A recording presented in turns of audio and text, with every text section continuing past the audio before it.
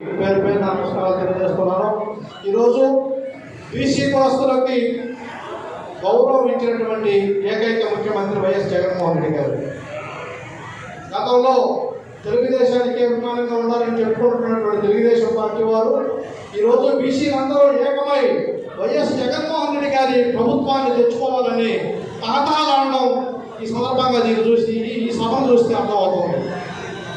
2005లో 93 కులాలు ఉన్నటువంటి బీసీ కులాల జాబితా ప్రస్తుతం 147 కులాలకు చేరింది.